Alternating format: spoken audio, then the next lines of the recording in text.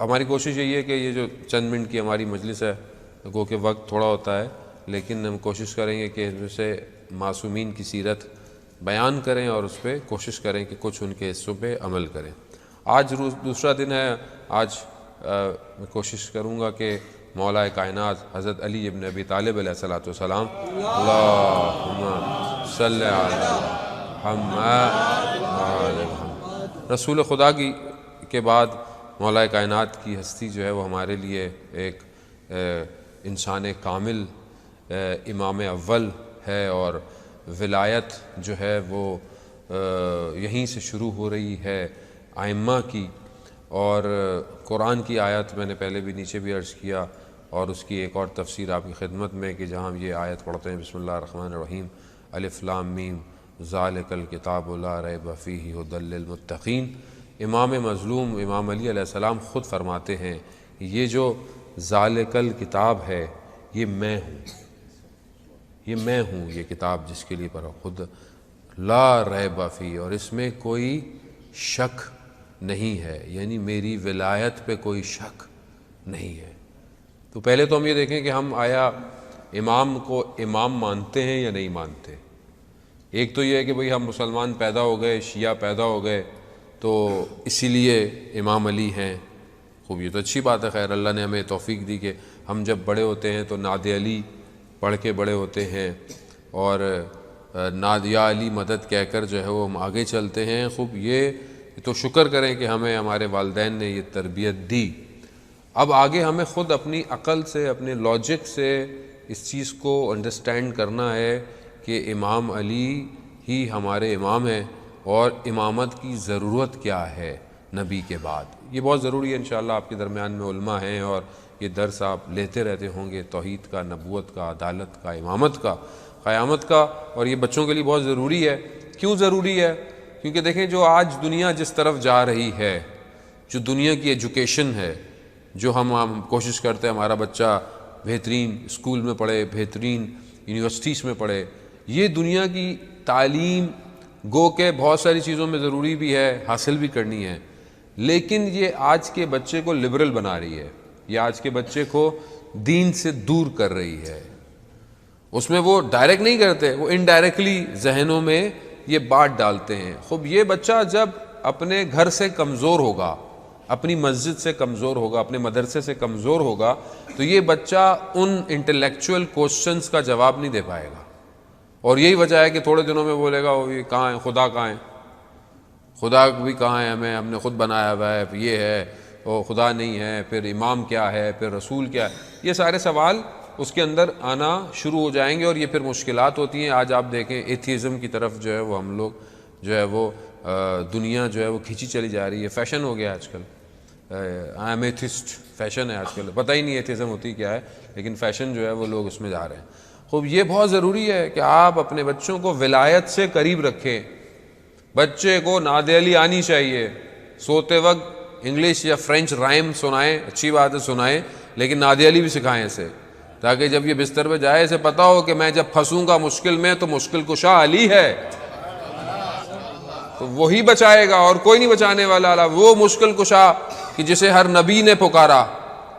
نبیوں کی ولایتیں جو ہیں وہ اس ولایت کے بغیر پوری نہیں ہو رہی۔ عزیزان محترم، یہ دین بہت ضروری ہے، دین کو دین سے لیں، دینداروں سے لیں، دین کو 4 دن حوضوں میں، اور وہ بھی ایسے حوضوں میں کہ جس کو علماء ہی نہ مانتے ان حوضوں سے نہ لیں دین کو، کہ وہ بولیں کہ حدیث قصہ کیا ہے، زیارت عاشورہ کیا ہے، اس چیز کو سمجھنے کی کوشش کریں۔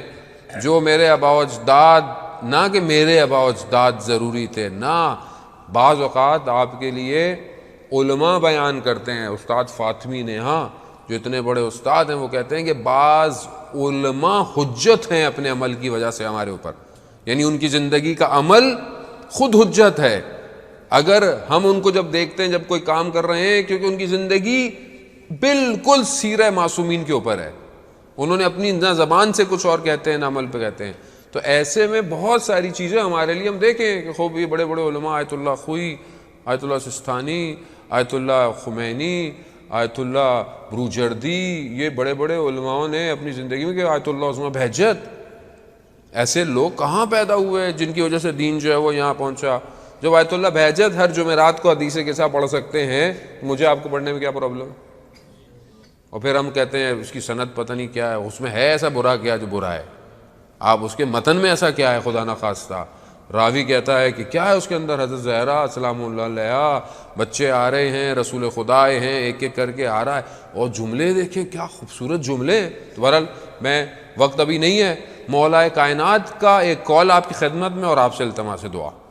امام علی صلی اللہ علیہ وسلم نے جو بلاغہ میں ارشاد فرماتے ہیں کیا, الرزق و رزقان, رزق دو طرح کا ہے, طالب و مطلوب. ایک وہ رزق ہے جس کے پیچھے تم بھاگ رہے ہو, اور ایک وہ رزق ہے جو تمہارے پیچھے بھاگ رہا ہے. اب یہ کیا ہے, خوب ہم دیکھیں نا, ہم اپنی دنیا میں ہم کس کے پیچھے بھاگ رہے ہیں؟ ہم رزق کے پیچھے بھاگ رہے ہیں. خوب اچھی بات ہے, رزق حلال کمانا واجب ہے, لیکن جس کا خدا نے وعدہ کیا ہو اور جس کا خدا نے وعدہ نہیں کیا. خدا نے رزق کا وعدہ کیا ہے کہ نہیں کیا؟ تو پھر ٹینشن کیسی ہے زندگی میں؟ ٹینشن تو اسی کی زیادہ ہے نا, اس کی زیادہ ٹینشن ہے. اور جس کا وعدہ نہیں کیا, کس کا وعدہ نہیں کیا؟ آخرت کا. تمہارے اپنے عمل ہیں جو تمہیں بچائیں گے, خدا نے وعدہ نہیں کیا. اس کے پیچھے کتنا بھاگ رہا ہوں. یہ ہے طالب و مطلوب. ایک وہ ہے جس کے پیچھے تم بھاگ رہے ہو, ایک وہ ہے جو تمہارے پیچھے بھاگ رہا ہے. جس کے پیچھے میں بھاگ رہا ہوں کیا ہے؟ ومن طلب الدنیا, اور جو دنیا کو طلب کرتا ہے, جو دنیا کے پیچھے بھاگتا ہے, اس کو موت آ جاتی ہے اور دنیا اس کو نکال کے پھینک دیتی ہے. آپ کے سامنے دنیا کے بڑے بڑے لوگ جنہوں نے دنیا میں, فرعون انا ربک الاعلی, میں رب ہوں تمہارا, کہاں گیا؟ ڈوب گیا. شداد کہاں گیا؟ نمرود 300 سال لگے اس کو جنت بنانے میں اپنی شداد. اور جب گھوڑا لے کے پہنچا دروازے پہ جو نے بنائی تھی اس نے دنیا, اندر جانے لگا تو ایک شخص نظر آیا. کہا تم کون ہو؟ تمہیں میں نے پہلی دفعہ دیکھا ہے. کہا میں موت کا فرشتہ ہوں, جان لینے آیا ہوں. کہہ رہا ہے مجھے ایک پاؤں گھوڑے کی زین میں تھا, ایک ہوا میں تھا, جان نکال لی. دنیا کے پیچھے بھاگ رہے تھے, دنیا نے اٹھا کے پھینک دیا. یہ ہے دنیا آپ کے سامنے, بڑے بڑے بڑے بڑے. ومن طلبت آخر, اور جو آخرت کی طلب کرتا ہے دنیا اس کے پیچھے بھاگتی ہے.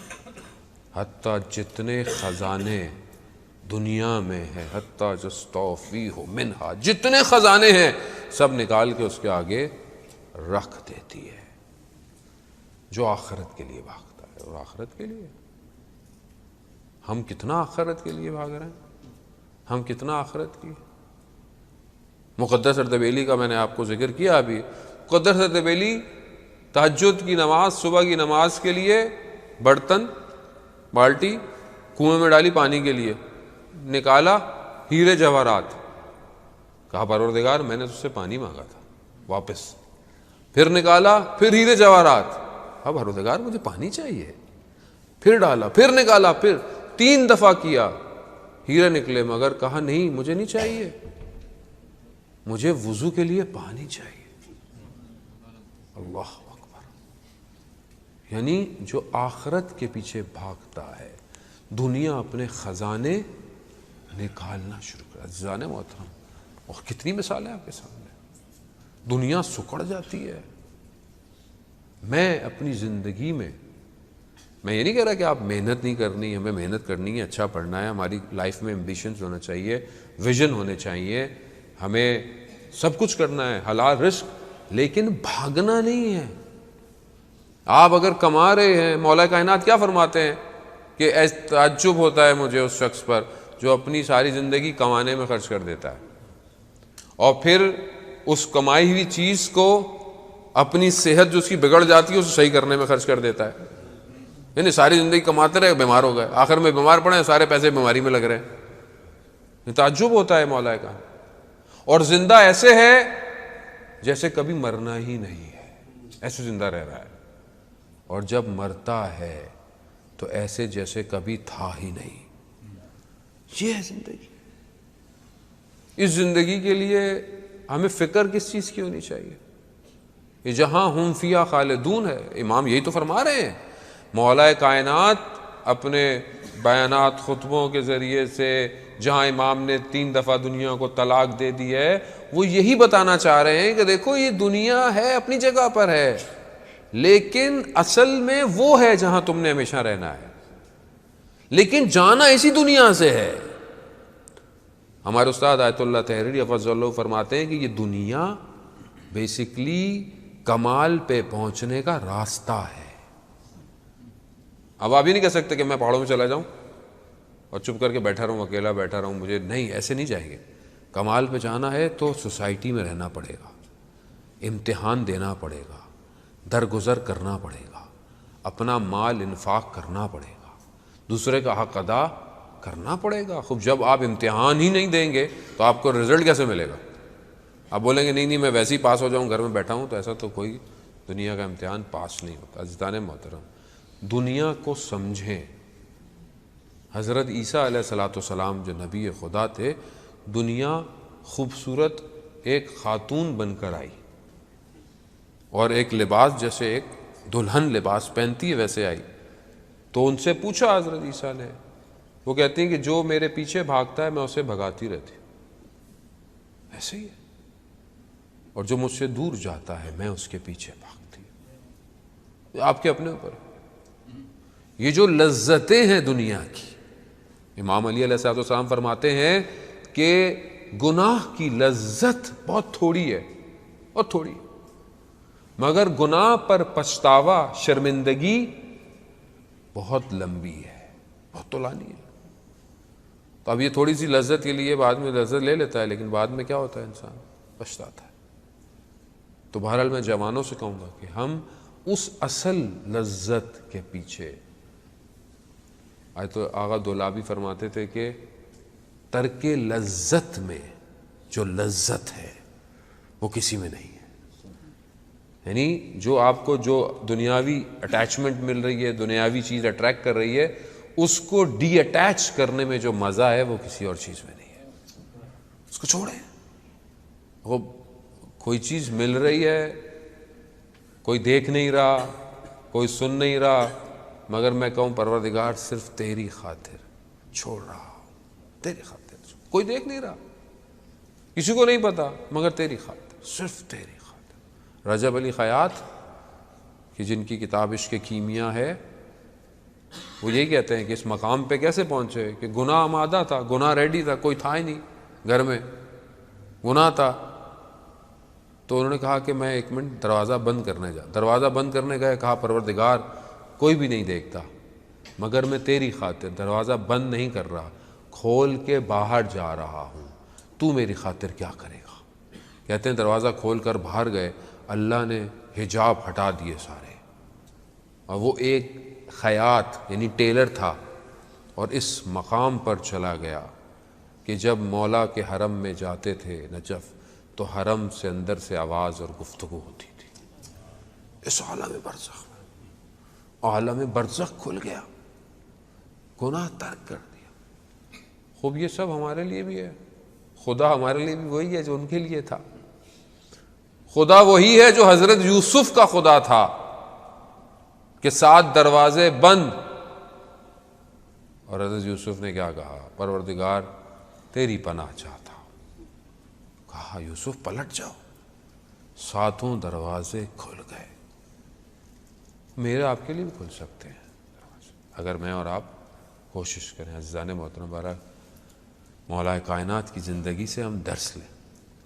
مولا نے اپنی زندگی میں حق اور حق پر زندگی گزاری ہے، چاہے گھر میں ہو، گھر کے اندر کردار، یا باہر ہوں یا جنگ میں ہوں تو امام کا کردار، چاہے امام محراب میں ہوں تو مولا کی عبادت، چاہے شب کی تاریکی میں ہوں تو امام علی کی مناجات.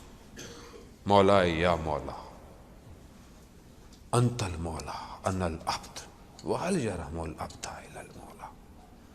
یہ ایک چیز ماہ رمضان میں ہم لیں، اب یہ انشاءاللہ آپ مناجات پڑھیں گے شب قدر کے اندر، ترجمہ پڑھیں، دل سے بولے مولا یا مولا انت المولا، تو میرا مولا ہے، تو میرا آقا ہے، میں تیرا بندہ ہوں، کیا تو رحم نہیں کرے گا جبکہ تو میرا آقا اور میں تیرا بندہ ہوں؟